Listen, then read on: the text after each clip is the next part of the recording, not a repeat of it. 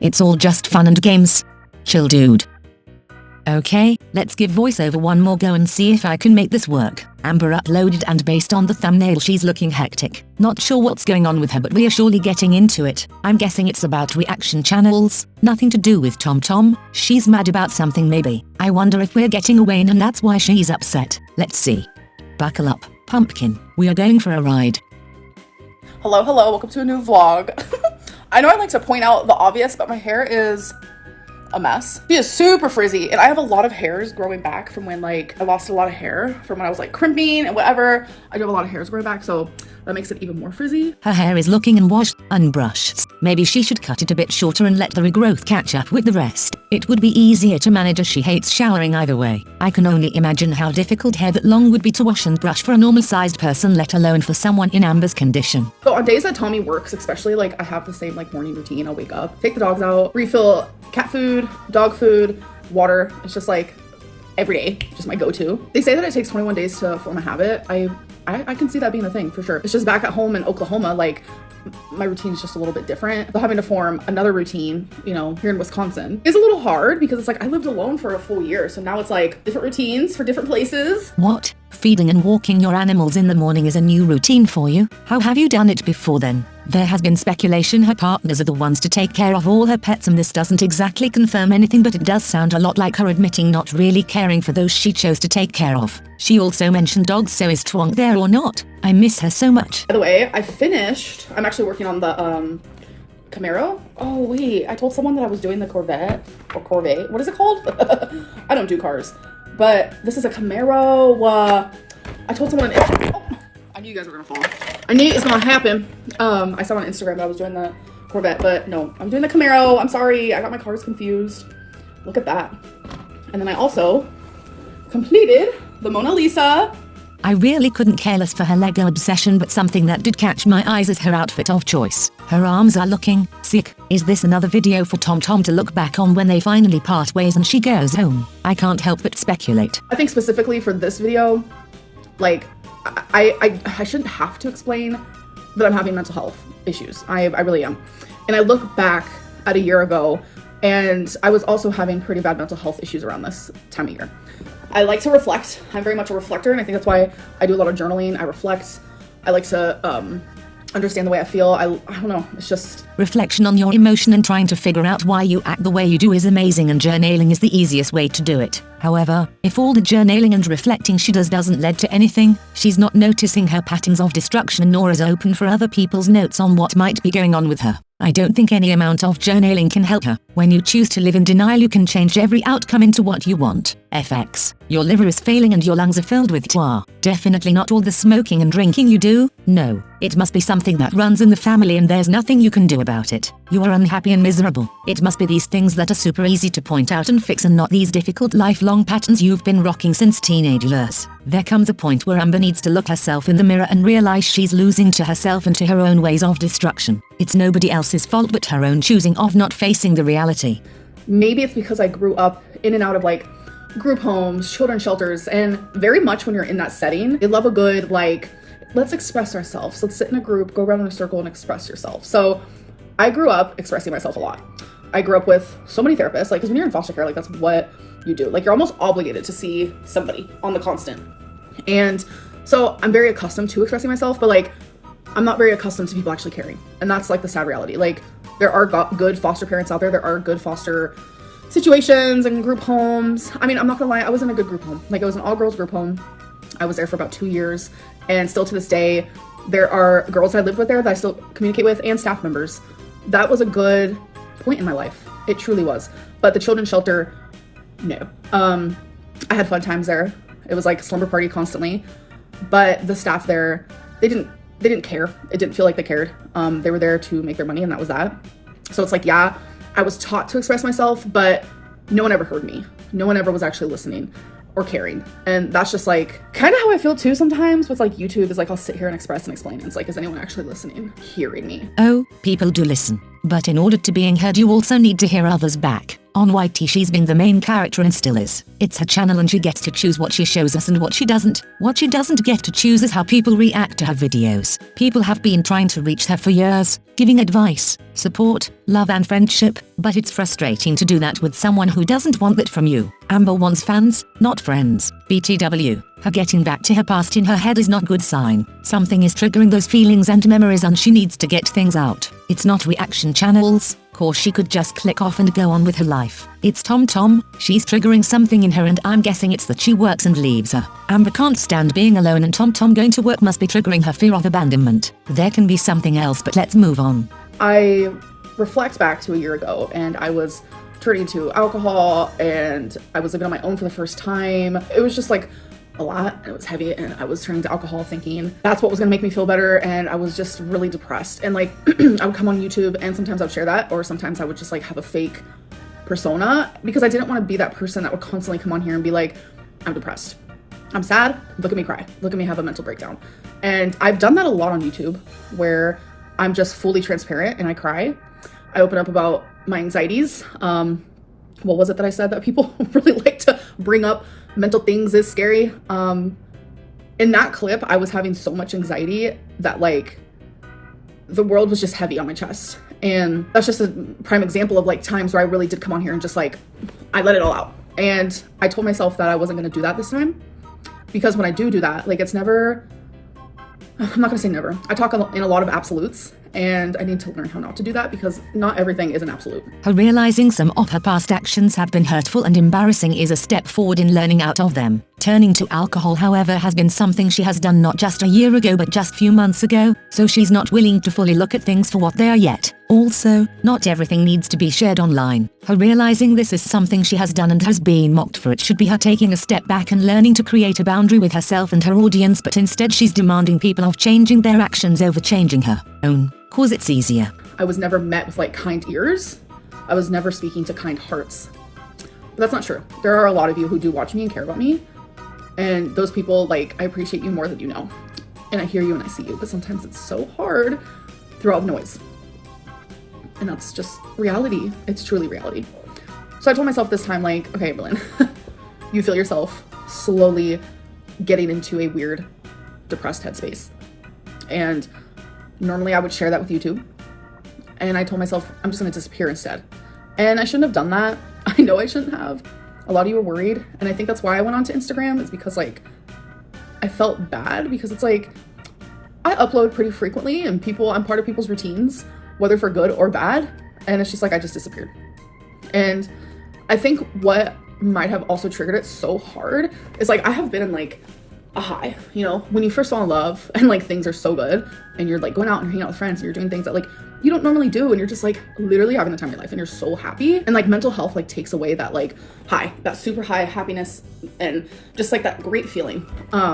Has Amber finally connected the dots to not only refer to her haters and start focusing on her supporters instead? That would be amazing. I can only imagine it would do her good. It's also big of her to admit partly her sudden break wasn't just oh I needed a break, but that it had something to do with her mental health like so many speculated. She's not fully admitting to it with her, I think. It must have been, but a half admission is better than none. She's had time to think of things clearly. But, with that being said, for her to say she's been on a high is alarming. It's as if she doesn't know what real life is anymore and thinks her going out with friends and having fun with them, not worrying about social media, is bad. She's allowed to enjoy her life and live outside of her videos. Not everything has to be done for YT or IG. I don't think she knows that. Amber has made so much money I can't even imagine ever having. She's posted herself online for 10+ years. It's okay to take breaks and reconnect with the real world as well. When that was taken from me, it was like I hit like a rock. I hit like a bottom. And I have done so much crying. Like, I am with Tommy. I am with someone that I love, but I feel so depressed. And it's like, it's not fair because it's like, I'm getting people on Instagram, because I was doing these Q&As on there. I was getting people on there saying like, if you're so happy with Tommy, then why are you depressed?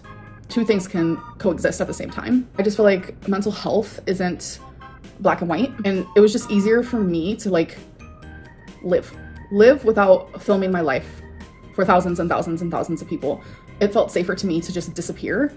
And I do slowly feel myself getting like out of this like weird depressed headspace. Depression can be hard to handle when being in a relationship, but if there's one thing I can say, if your condition gets worse while being with someone, you should not be with them. Tom is not the love of her life. She can do better and be with someone who sees her in a way she wants to be seen, not someone who's comparing her to their previous partner who passed away. Obviously, I don't know what's actually going on with them, but I know when someone shouldn't be together, and it's when their mental health gets worse like this. It's just like, I have BPD, and that's been like hectic, like it's just been hectic. It's not fair that like I have these things while I'm trying to just like be happy and just live. Like it's not fair. And there's only really one thing I can do, and that is go to therapy. For some reason, I'm so scared to go to therapy for like BPD. I don't know what it is, but something about it really freaking scares me. With BPD, there's a stigma that comes with it, but I think what she's really scared of is being undiagnosed or getting better. She's so comfortable having all these things wrong with her that being cured must be scary. When your life's been chaos your whole life, nothing is scarier than calm. And I think it's because it's like, it's almost as if it's like truly confirming, like, Amberlynn, you got the BPD. It's like, yeah, I was diagnosed. I experience BPD things almost daily. I feel it. I'm aware, like I'm cognizant of it, and I have to deal with it.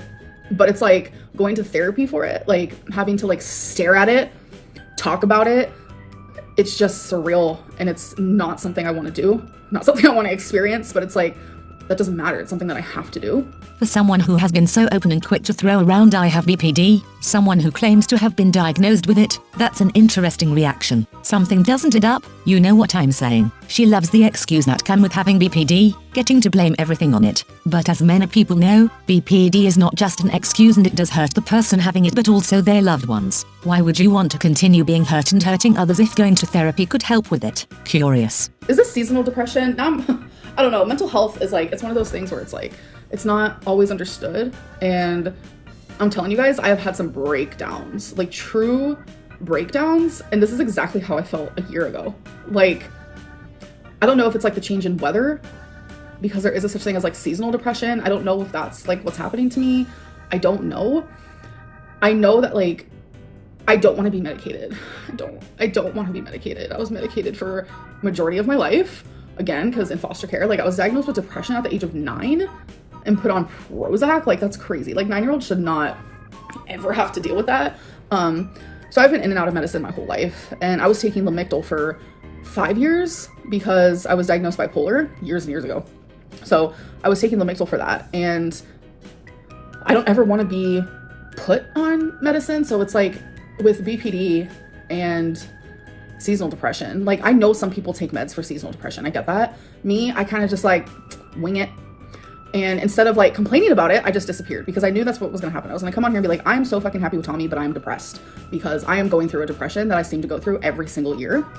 And then with BPD, it's like, there are medicines that can like help with like your mood. Like there's nothing that can like heal a BPD. Like you're not gonna like be healed with medicine. It's not gonna happen.